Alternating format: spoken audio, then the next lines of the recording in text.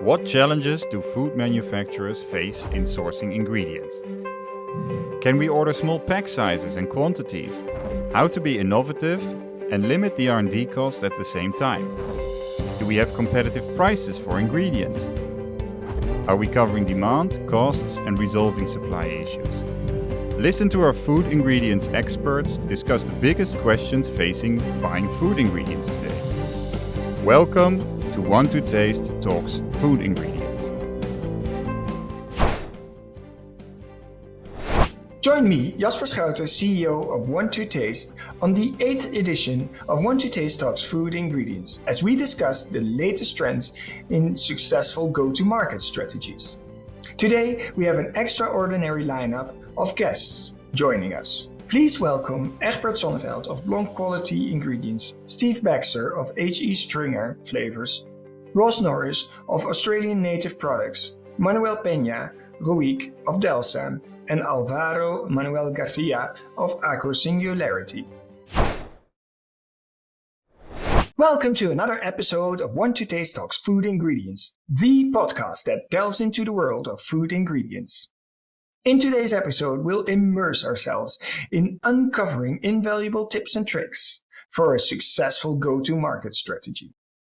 Our distinguished panel of 5 food ingredients experts will share their unique perspectives, guiding you on a path towards success. Get ready to navigate the ever-evolving landscape of bringing a food product to market, as we explore the latest trends and groundbreaking innovation in the food ingredients industry. Hi, Egbert. Great to have you in the talk show today. I would like to ask you to just give us a brief introduction, who you are and what your company does. My name is Egbert Sonneveld. I live in Spain, but I'm Dutch. I'm here with my wife, my Spanish wife, and we have a company called Blonk Quality Ingredients, where one of the main products we produce is teff. And that's what I do already now for more than 10 years. Before that, I used to work already 30 years in the ingredients business, in basically animal proteins. But we started a new life here in Spain. And why did you decide to work with teff? I was working with a dairy protein, whey proteins, and we started producing dietary products for sports and dietary nutrition, and they were looking for a blend of proteins with a gluten-free product ingredient with very good characteristics. So about 15 years ago, I came across teff, and it looked like a very good ingredient because it's well known by the top sports people. It's a very interesting grain for endurance sports people. Yeah, so actually the grain is gluten-free. It's good for nutritional value. Is it also good for nature? It's very good for nature. That's something we discovered here in Spain. That growing teff is good for everybody, for the farmer. It's a very interesting crop. It's good for the consumer, as we said, and it's good for nature because it has a very low need of water and of chemical products like fertilizers. So teff is really a good choice for everybody. So I assume that you are part of a lot of product introductions. People are interested to use your ingredients. Are there any complexities when a company makes a decision to use your product into a new launch?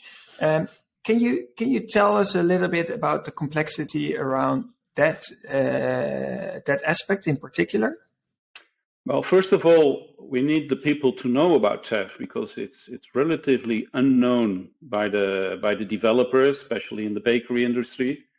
Where we have no problem to explain teff is to the original users of teff, that are the Ethiopian and Eritrean communities worldwide. They make a kind of pancake with it, and then they have a kind of fermentation process that is very important for them. So with those customers, we have no problems in asking what their needs are and what type of product they want to develop, because it's only one product that's called Injera. If we go to the Western world, then we see that step by step people are trying to introduce teff in a recipe. Obviously, because it's a gluten-free ingredient, most of our customers are interested in the gluten-free aspect of teff, and then they discover the high nutritional values, etc. What also we see more and more is that it's simply used as a mainstream ingredient in breads and etc. Because it's always a very interesting ingredient for its nutritional values. So, but is it readily available? No, it's not. It's definitely not plenty available. There are only a few companies or farmers in the world producing it. So we have to, for large volume customers, and for us, large volume customers is starting with truckloads, so 24 tons. And then we have to plan far ahead those quantities. So we have to make our plans with our farmers here in Spain a year ahead. And that's the only way you can guarantee yourself the volumes of teff and with the quality that you need.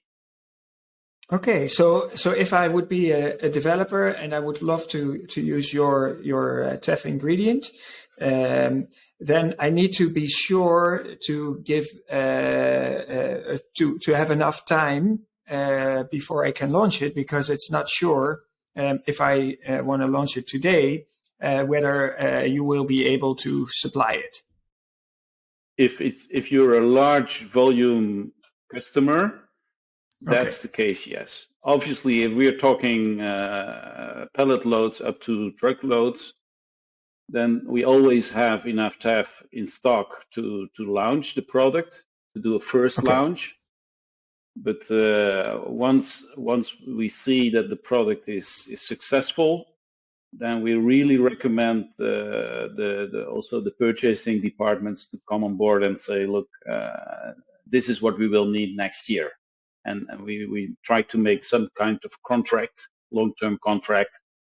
Otherwise, at this moment, for instance, there is not enough teff. So there are too many people now running out of teff, and they see, and you can see that it's not a commodity. You can't simply call someone and say, give me 5 or 10 truckloads of teff. Yeah.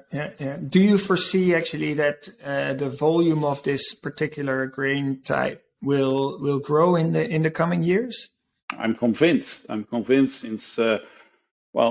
Since we work with Want to Taste, I've always said with you guys, I want to double the volume we are doing now, and we can even do more than that. So we have plenty of capacity, and the story of teff is so good. So it can't be that the people will not discover it. So we are in a good position at the moment with this fantastic new ingredient. Yeah. And echoing also a little bit the conversation I had with Jos Vos from the Bakery Academy, was also working on different projects, and what you can see is that indeed in the bakery industry, health. But also gluten-free are important aspects, and in that sense, your ingredient is fitting perfect in that story, right? Do you see specific periods of the year where more products are launched? Do you see some logic there, or is it just the whole year through you're working on projects? Well, in general, we all know that in the bakery business, summer is very weak. And in general, the demand is low, and I've never seen products launched in summer. This time of the year is much more interesting to launch new products. So that's one. We also see some very big bakeries, industrial bakeries, that are not necessarily interested in gluten-free bread, but they want to include now teff in one of their multi-cereal breads, and there I don't see seasonality. These are the usual blue chip food company, bakery companies that we know that operate worldwide. But to be honest, they always work with 1 or 2% of the recipe is teff, so it's very, very low. But still, then we are talking truckloads. Yeah, I can imagine. Well, Egbert, it's really interesting to hear your points of what you experience in your company. I'm very excited about teff as an ingredient, and I think it does have a very bright future. If I look what we see in Want to Taste on specific go-to-market, from the decision to go to market and to actually launching, it is 122 days on average. If it takes longer, the chances are lower that it will end up in a new product launch. I think your experience is longer. It's much longer because as I said, since people don't know it, the normal pattern is that we send the samples and then they start playing with this. They do some quick and dirty testing on flavor and on smell and functionality, and then you see people coming back and saying, "Hey, can we do a puff pastry with it? Can we do pasta with it? Can we do whatever?" So we still have to trigger the fantasy of the developers, and with that we do a great job with you guys. I mean, you have some very good people on board there that help us with that. But the frustrating part here is that it's taking far longer than 4 months, as I said. Yeah. So if I would wrap it up, it is important to first of all think about what your ingredients you want to use, and if it's an ingredient like teff, you need to make sure that you start in time and that you give proper prognosis on what you intend to start using in order to secure. Certainly, if you take truckloads, if it's smaller amounts, you can probably manage for a launch. But then when things pick up, you need to well in time inform your supplier, and in this case you, to assure the quantity that you need. But Jasper, a last point maybe that is interesting to mention in the case of product development is that very often developers need specific characteristics of the product. So be it microbiological, be it the fineness of the powder, being a certain color, being it whatever, and there, of course, we have since we are a relatively small but very flexible company and very creative, we can do tailor-made ingredients for these customers. And the good thing is that if we agree on a certain number of tons of teff, we keep that grain in our stock the whole year long, and then whenever they need the product with their characteristics, then we are relatively quick in supplying those volumes and with those characteristics, and we are very consistent with the quality and the characteristics of that type.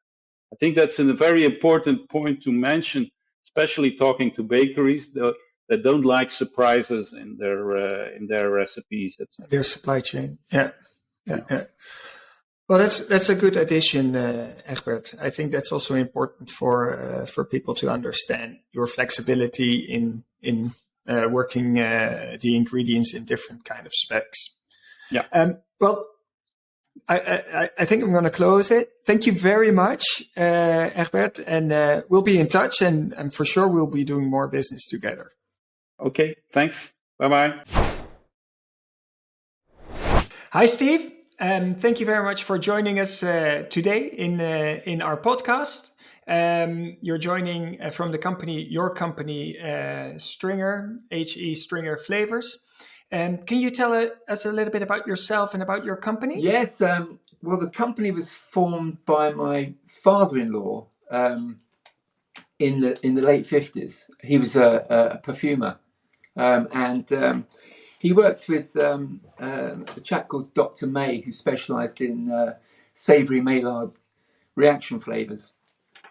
And they started off in quite humble beginnings in Rickmansworth, and then Harry had a custom-built factory built in Tring in Hertfordshire. And at that point, we had a perfumery arm and a flavour arm. The flavour arm got bigger as the supermarket presence in this country got bigger. And we actually, I took over the company in 1998, and it was quite run down and underinvested. It had been neglected since Harry died in 1985. And so there was lots to do. And since then, we've been building and reforming the company, the way it works. I had to take some quite drastic decisions during my sort of early years at the factory. But one of the first things we did was to get organic products going. So we were the first flavour company in the UK to have organic products into the market, ingredients.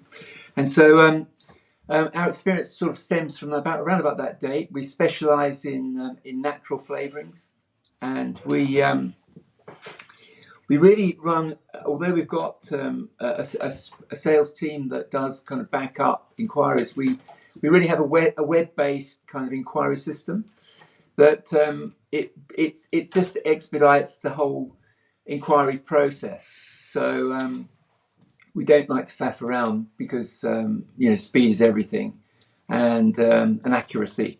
Yeah. So yeah. Since you mentioned that speed part, right? Then we specifically are going to dive a little bit into the go-to-market. When you would talk to your customers, what is it that you would when they want to bring a product to the market? What is your experience? What would you advise them? Well, to make sure they've got sufficient investment, for one thing, because it's not a cheap game to bring things to market. I think sometimes people underestimate the amount of work it takes and funding it takes. But having said that, it just depends on the type of company we're dealing with. If it's blue chip company, then the whole thing gets very serious, and it usually starts around the marketing, guys in the in the company, in the client. So there's lots to take into consideration. You've got labeling issues, you've got depiction issues, and that would affect our product selection process. So if it's a small time entrepreneur, we try to actually back hot prospects that we feel are on trend. And that sometimes comes from funny little corners and places. The places they start, it can be anything from a kitchen table up to a small unit somewhere. Someone that's got ambitions about getting into the food industry, and they have a hot product. And go on. And how do you because they try your product. It normally starts, I guess, with a sample. Yes, of course. Yeah. Well, I guess I know. But how do you anticipate? What I'm referring to, Jasper, is you're asking me, how we expedite our process, how we actually work fast. Yeah. And the way we work fast is to make sure that the product we select, and you've got to bear in mind that we have maybe 500,000 formulations that we've accumulated since we began. Maybe 250,000 of each side of the business, sweet and savoury flavours. So it's a labyrinth in a sense. I mean, we've got go-to products that are quick pick, but sometimes Well, the strange thing is, you find that you're always asked for a new product, and also, so that affects. I mean, if we have what we feel is an on-trend idea, we'll just make it. We'll just formulate it. We'll create it, because that's something that's missing from our palette, and we want to have a complete palette. So the thing is that if it's for a small-time company, we'll get as near to as they want as a perfect fit. So obviously, we want to expedite our product selection process, and the way we do that is to take the criteria, the labelling criteria, the manufacturing criteria, and all various other things, liquid, powder, all those issues. We have to take those into account before we actually select the right product. And it's really all about not wasting any time, because time is of the essence, in our industry. If you're first out with a sample and it fits, you're going to win the business. We see exactly the same thing on the One to Taste platform, where we actually see, once you are the first on the table, you're the first that the people start developing with, and you're the most likely candidate to win the brief, right? But do you have a certain strategy, because timelines are short? You're mentioning, right? But probably you have around 2,000 different stock keeping units as raw materials, right? How do you make sure that once a product is successful, that you can also scale up to the volumes? We have to make sure that, it's all about exchanging information from the customer. So the more transparency we have, there's no point in beating around the bush and just playing cloak and dagger. We have to get to an understanding. People, the whole thing about business is it has to be win-win. If it's win-lose, then it drives people out of business, and that's no good to anyone, because you'll create fractures in the supply chain. So what's important is people understand the value of your service. The only way you can provide a valuable service is to make efficiencies in the factory, and in the manufacturing process. So we make sure that we find out what call off times, approximate usage, and we just stop for it. It's as simple as that, really. When we had just after lockdown, there was one of the things we did was we invested in stock, because we were seeing, we anticipated lag times, so we had to make sure that we had stock to fulfill orders, and for that reason, we work on average of about 10 to 15 days lead time from order acceptance. So we try to keep it at that. If it drifts anywhere, then we start to get concerned and we start to make changes. So we make sure that we've got stock in anticipation of call off. So in other words, if somebody says they want, half a ton of a product over a year, then we sort of divide that up into sections, and that affects our order patterns for that product. Nice. It seems like because our experience with HC Stringer is super positive. I think you guys are very flexible. You're very fast, which is a pleasure, and actually it fits completely with what we're trying to achieve on and what the digital experience should be. You should order today and be able to deliver in the upcoming days after that, right? I know, Steve, it's a short interview, but I'm going to wrap it a little bit up. Fine. But if you had to give one last thought, what would that be? One last thought. What would you advise your customer as a number one in when he would go and launch a product? What would be the first thing that he needs to do in regards to ingredients? Well, I think a person's got to measure the tipping point. So basically, we price according to volume, because we make to order. So everything has to run very efficiently. And so if you think about that, if you're making to order, then obviously you need as much information from the customer as possible. So really, I guess, as far as we're concerned with our client relationship, it's built on trust and confidentiality. Because obviously the reason why people are often cloak and dagger is because they're worried about someone's going to steal ideas if it's a new trend.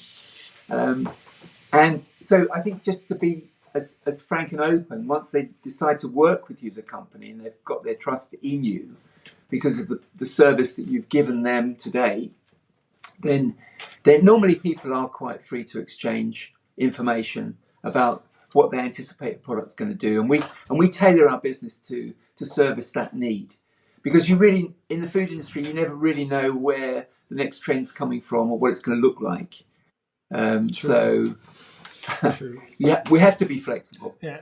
Well, I think so. If I would put that in one word, is transparency. Yeah. I think that is what it comes down to. Really the most important thing. Honest communications. Yeah. And because right. flavors are things that are basically they sort of stabilize a product, they standardize a product, due to the natural fluctuations you get in ingredients. And in terms of cost and use, they're actually the lowest and most constant value to a product. So you've got two things: you've got the labeling and the flavor profile. That creates the character of a product. That's why people buy a specific product: the brand loyalty, the flavor profile, and that means they're going to buy twice, which is what everyone wants. Yeah, the first order is nice. The second is more important, right? Yeah. Well, Steve, sorry to. I think we could go on for another hour. I'm I'm really fascinated, and I'm going to repeat myself. I think it's really great how you are showing your flexibility and your speed in supply, and I truly compliment you as a company in that. We'll be surely working lots together, and we are already. So I look forward to that, and I want to thank you. Yeah, just one last thing. Everyone can do large. Yes. Everyone can do high volume, but it's do small well is the issue. If you do small well, you can do anything, and we do small well. I completely agree with you. I am 100% aligned. Great. 100% well, nice talking to you, Jasper. Hi, Ross. Great to have you in our podcast today. We look forward to this conversation, but maybe good for our listeners that you can also give a brief introduction of yourself and what you're doing today. Thanks, Jasper. I'll firstly introduce myself. I'm Ross Norris from Australian Native Products. I'm the general manager of the business and been with them for 2.5 years.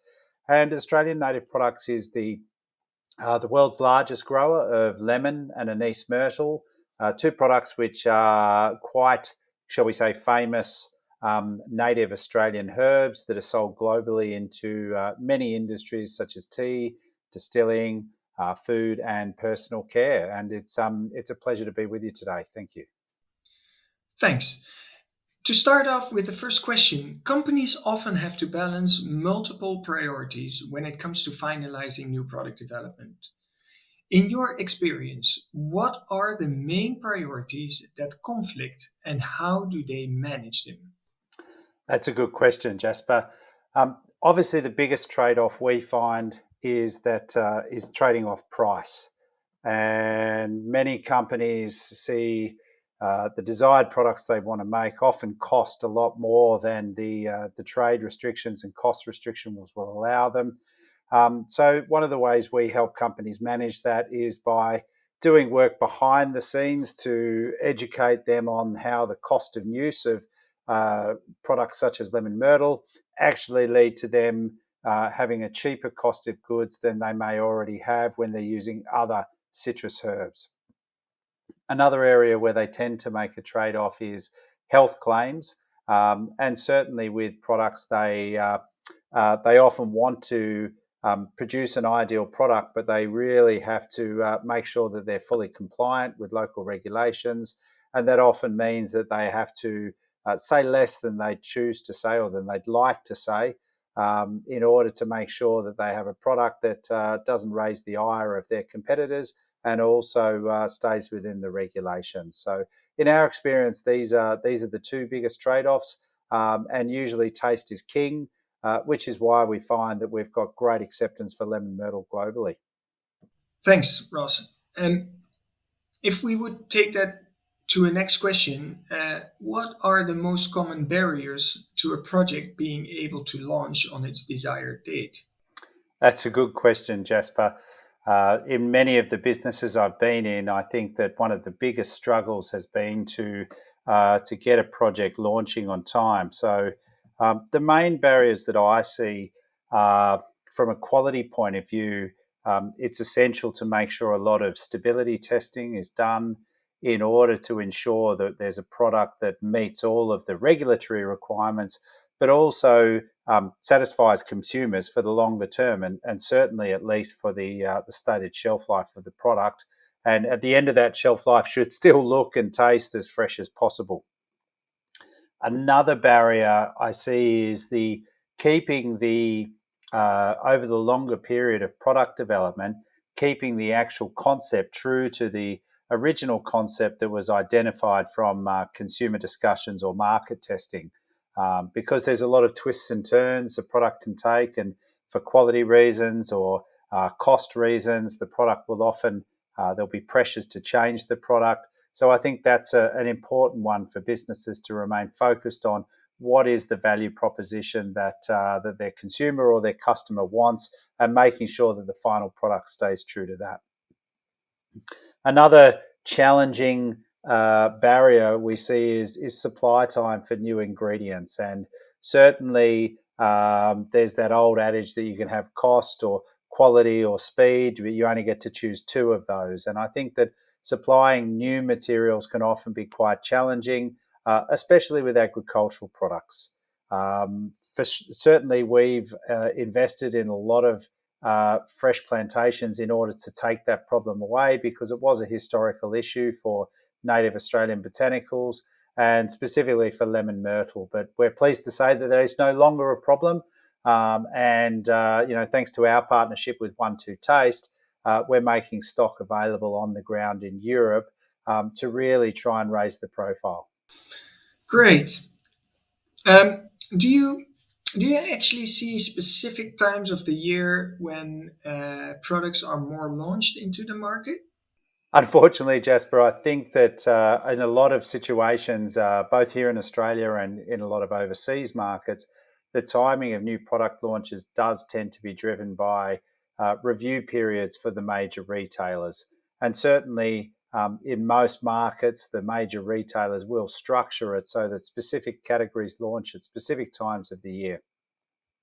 Outside of that, with small and medium companies, it's great to see that they will tend to launch based on the merit of their idea and certainly based around the benefits they feel that product will deliver. So, there's the obvious seasonal launch windows, such as Christmas products for, in the November period, or products that are specific for winter, or products that are specific for, weight loss prior to summer and things like that. For example, in health products, you'll see, prior to winter, you'll see big launches of immune-based products. You'll also see prior to summer, you'll see a lot of the slimming products come out. And from a food point of view, I think you'd certainly see a shift in the styles launched based on the season. So I guess to summarize, if you're a small or a medium-sized company who is less bound by particular retailer category reviews, you've got the freedom to launch when you feel that consumers will be most receptive to your launch and most receptive to look and most ready for the benefits the product's bringing. If you're a larger brand who's launching into the grocery channels or the retailers, you will find that you're pretty clearly restricted to 1 or 2 windows a year when you're able to present your products and hopefully have them sold into the retailers. Thanks, Ross, for your great insights. In 1-2 Taste, we see that the introduction of a new product takes around 120 days. if you want to launch a product in the summer, it means that you need to start at least 4 months in advance. So that's the least time that you need to prepare your next launch. Well, closing now. Thank you, Ross, and we'll be in touch. Thanks, Jasper. And certainly from our point of view, it's great to see businesses focusing on the ingredient space and doing what your 1-2 Taste do. So always a pleasure to talk to you, and can't wait to do this again at some stage. Hi, Manuel. Great to have you in the podcast of 1-2 Taste Talks Food Ingredients. We are talking about the alcohol beverage industry today with you. But before we go into more details about the decision to go to market, I would like to ask you to give me a quick introduction of yourself and of your company, of course. Yes, hello. I'm Manuel. I run a family-owned company with my wife. My company is Delsa, and we develop and manufacture flavors for the food and drink industry. We started making lemon flavors. That is part of our name, but now we are making some more flavors. And well, that is basically what we are at. Development, a lot of development, and then manufacturing of flavors. Wow. And where are you exactly? We are based in Spain, in south of Spain, in Seville. Okay, beautiful Spain. A very nice city. And you have great weather, I heard. Yeah. So, great weather. The oranges are blossoming. Very super. Nice. Well, let's dive into it. So we're going to talk a little bit more about the decision go to market. And what are important things in your perspective when a company, when one of your customers takes a decision to go to market? What are your thoughts around building up stocks, etc.? Can you share your insights? Yeah, well, basically, we try to work hand in hand with. We prefer with the R&D department, and we try to keep in close contacts with their needs. So basically, we present several prototypes, and what we expect is that eventually they will choose one of them. We don't stick to one sample. We try to make their choice a little bit broader so that they can have more choices. So basically, we are committed to serving in 1 week time. So this puts a lot of pressure on stocks. So we are building big stocks, and that is an issue. And up to now, even if it is an investment, and it is a big investment, I think it's paying off, because lead time, we have discovered that for our client base is important. I think that I very frequently mention that for the online business, lead times in the B2B is still a big challenge, and because the industry by itself, the ingredients industry, is used to have very long lead times, right?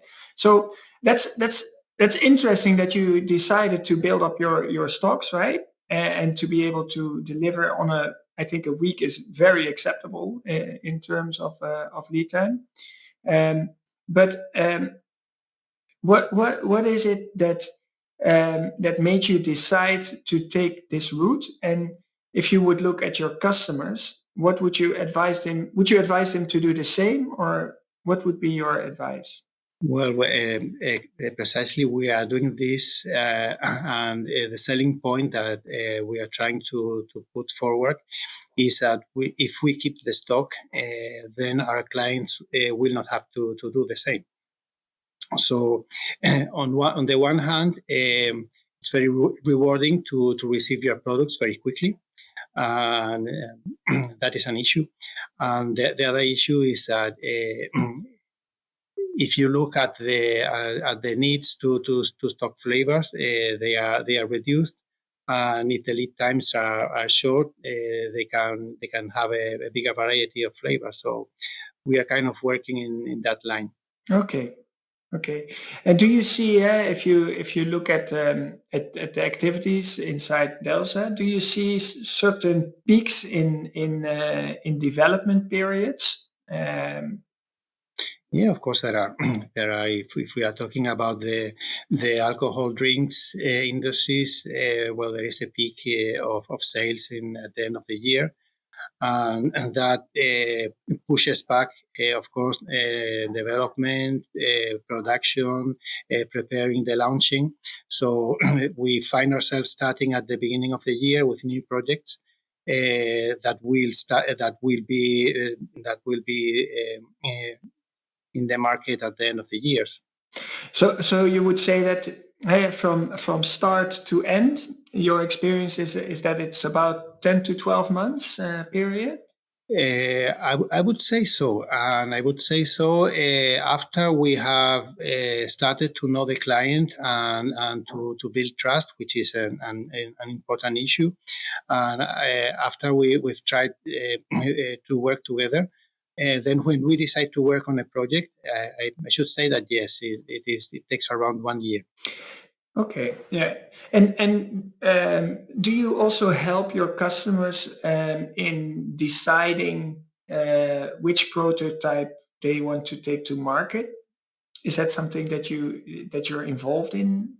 That is a two-way conversation. We get a request, but we try not to answer the exact question that we are being asked. If we have alternatives to the problem that they are trying to solve, or the launching that they are going to do, we try to give alternatives. But also we make suggestions, because since we know about trends, we try to give our opinion of other products that might work well. And sometimes you get a surprise that eventually some of the products that we've offered that were not initially requested are the ones that are going to be launched, that are going to be incorporated into the new products. Wow. So and basically, you're saying that the process in your experience takes about 10 to 12 months. Your company can guide them along the way, and can support them with different inputs in trends and in potentially probably also some tasting exercises. What if you now sit on the chair of your customer, what are his major challenges that he has? What for the small and medium-sized enterprises, which is our the one to taste typical customer? What are their major challenges, do you think? I would say that there are a couple of challenges. One of them is getting things right. When you serve a flavor and it's the right one, they say, "Whoa, this is what I was looking for." Maybe they didn't know at the beginning what they were looking for. They didn't have the exact image, but once they get one that fits, that opens a window. So that's one thing, and the second issue is trust and reliability. We have to do it right the first time, but we have to continue doing it all along the process, and eventually this becomes the most important. You do it right the first time, but then you have to keep the momentum. Yeah, yeah. What we want to test, we obviously we track the times between sampling and ordering larger quantities, right? So we typically see that a project takes around 22 days. That sounds like an accurate number. It's just an average. It's probably a bandwidth, right?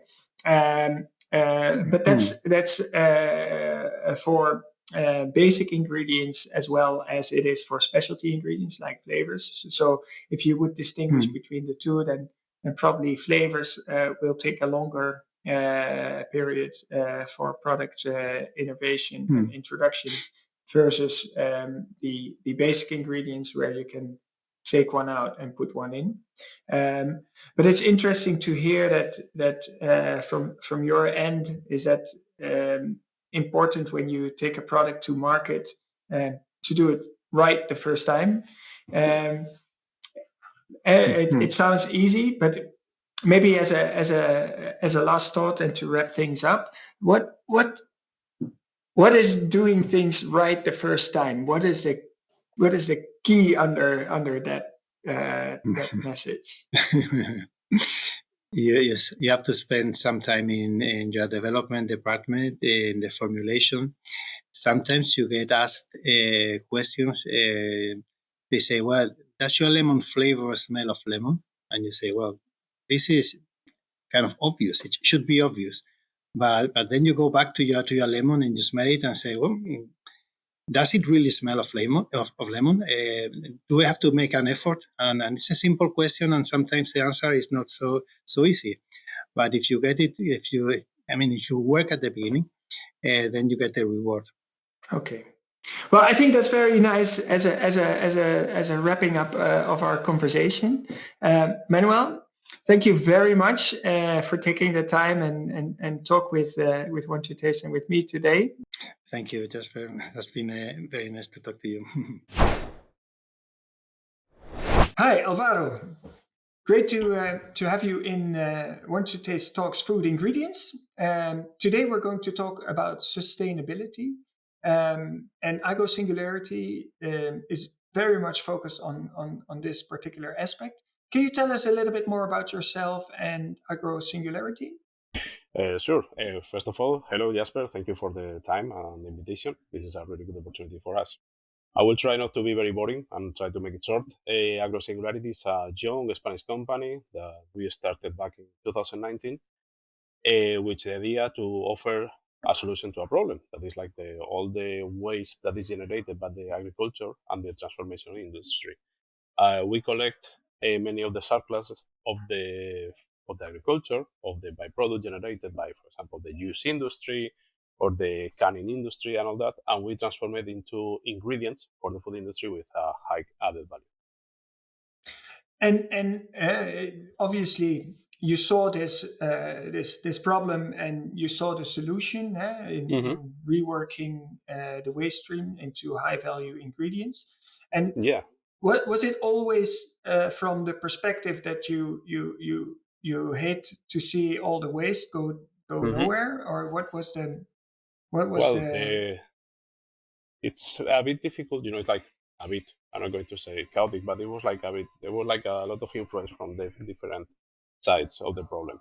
But, one of our founders, like 4 or 5 years ago, he wrote that almost 40% of the fresh food that we produce goes straight to the waste, which is like a massive thing, a massive number. But the good thing is like, in contrary of the general opinion, most of this lack of this loss happens usually in the household environment, in our houses, in our homes, because there are people who are buying too much or they don't know how to store it and all that. In the agriculture and the transformation industry, this is like less than 89% of this loss. So we are quite lucky because the technology and the new generations of farmers and producers, they take this very seriously. Even though when the founders started this project back in 2019, they saw, well, there's still a lot of produce, a lot of tons that they go straight to waste, and no one is doing anything for that. And it's something that maybe is not like a nice looking product, but it's still a valuable product with a lot of nutrients, a lot of things that they can be used. So so the general idea is like they saw as an opportunity, like a raw material that it was like a problem for many producers, that it could be generate an added benefit to the society, because it was like you were converting one problem into a solution. Yeah. Well, I congratulate you because I really like the products that you guys are producing today, and I really sympathize on on the also reducing the waste. And how do you see that actually? Let's take for example a broccoli, and you make broccoli powder. Did you have to look for the market, or was there actually already a market for broccoli powder? There was a market for broccoli powder, but we are based in Murcia, that we are in the southeast part of Spain. Like, in fact, we are in the sunniest city of Spain, so we have like really, it's not a rural area, it's like a really intensive in agriculture production around us. And they say that around 30% of the broccoli produced worldwide is produced here in Murcia, which is like a lot of broccoli. So, we saw that there was a demand for broccoli powder. We saw that there was interest for broccoli powder for many applications, for colorant, for sport nutrition, for cosmetics, for baby food, for a lot of applications. But before the pandemic, many companies, they were sourcing their materials from overseas, so they were looking for from this kind of product, like from China, from India, from South America, and all that. After what happened during the pandemic, like more and more companies, they focus into a local approach to the sourcing of the raw materials. So we were really competitive, because many of the customers that they were buying the broccoli powder, for example, just about broccoli, they were located in Europe, and we were like one of the few manufacturers that was offering that product back at that time. The thing is, we saw that baby broccoli powder was not enough. So we decided to keep investigating, spending money and investing money in R&D. And we developed new process to extract the fibers, to extract the protein, to extract new products out of the broccoli. It's not just broccoli powder, just from one raw material, and you can take like 5-6 different products, which one of those with even more added value at the end of the day. So yeah, it's like we started by a coincidence, or by because we could take advantage of our situation in Murcia, but also because we saw that the market was evolving, and was like really happy with what we could give. Like, the more solutions that you provide, they are willing to, and they are trying to improve their their products, or like launch new products and things like that. Yeah, and do you feel that your customers, are they buying your ingredients also because it's sustainable, or predominantly because it's sustainable, or because it's just the best price? Okay, this is like, it's something that, or all three, maybe. This is like maybe this doesn't sound like very politically correct, but it's like, it depends, because we've seen that the big manufacturers, they are using the speech of sustainability, and some of them, they are more interested, like, yeah, I want it sustainable, but I want it cheap. The small manufacturers, they are saying like, well, I want it sustainable, but I also want it cheap. At the end of the day, and when you are selling a commodity that is just a powder, price matters. So yeah, it's sustainable, but I cannot spend like 40 or 50% more than my previous supplier. So yeah, it's like they need to balance. Yeah, I like sustainable, but I don't want to reduce my margin a bit. So that's one of the reasons that, as I mentioned before, that we invested in R&D, because it's like, well, it's not the same to offer broccoli powder than broccoli protein. So people are willing to invest more and to spend more in that, because at the end of the day, the sustainable, yes, it's very important, but there are like another factors that are really the decision maker or the deal breaker at the end of the day for the customer. Yeah, it's interesting. So you continue to invest in R&D to create even finer cuts of the product. So is that what you're going to do also with other ingredients that you carry? This is like, it's funny, because we started, the company started with broccoli at the beginning, then joined artichoke, then started with onion, leek, tomato, a lot of things. We expanded the portfolio really quickly, but then we saw that, well, this is like maybe too much, and this is like something that it's, at this stage we should try to focus really. So we really started reducing again the scope. We have like a few products that are now like our bread and butter, or like we have like many different raw materials, but we focus like in the ABB, that is like, well, in Spanish it's ABB, but in English will be artichoke and all its derivatives. broccoli and all these derivatives and spent grain, like from the barley, the beer production, or the barley that is left, the byproduct generated. So those will be like our three most important raw materials. And from those, we are taking out protein, fibers. We are investing now, and we are doing outdoor research trying to extract beta-glucans, fructooligosaccharides, and a lot of products that hopefully in a few months they will be already in our portfolio. Okay. Wow. Yeah, it's always like that with a startup. You go wide, and then you go focused again, and then you go wide, and you go focused again. Can you tell us what is the environmental impact? Do you know, for example, how many tons of waste that you are saving on a? Is that also something that you track? It's something that we are really proud of that, because for every single customer, we give them a report of the tons of carbon emissions that they have saved, all the tons of food that they have saved, and all the tons ingredient, like the amount that of the order that they had, generated a benefit to the society, all the tons of food that you haven't lost or that haven't gone to the waste. And it's something that is audit, it's something that we can prove it, and it's something that we can show. And, we have like some customers at this stage, they are small customers, but they are including a QR code in the label where they can see and they can track this information, because it's like something that, they are using the sustainability speech, and they are claiming that, and they prove it, they prove it, and they can show to the customers, hey, we are sustainable because we are sourcing a sustainable raw material that is sourced with a sustainable process. Excellent. Sorry, Alvaro, I need to come to an end. Mm-hmm. I think it's super cool what you guys are doing. Thank you. And really support in bringing these waste streams into more value, saving a lot of potential cost and waste in that matter, and having a great product at the same time. So thank you very much for your time. Okay, thank you very much for the invitation. For sure, we will be in touch in the future. Okay, hopefully we will stay in touch soon. And thanks again for the opportunity, and thanks again to 1 Days of all the labor and all the help that we as a customer we really appreciate. We appreciate your presence on this episode about go-to-market decisions.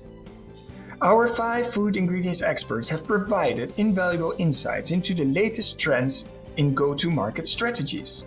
We extend our sincere gratitude to our expert guests and invite you to join us on our next episode as we continue to delve into the captivating world of food ingredients. This was 1 Taste Talks Food Ingredients. If you want to know more, please check out our website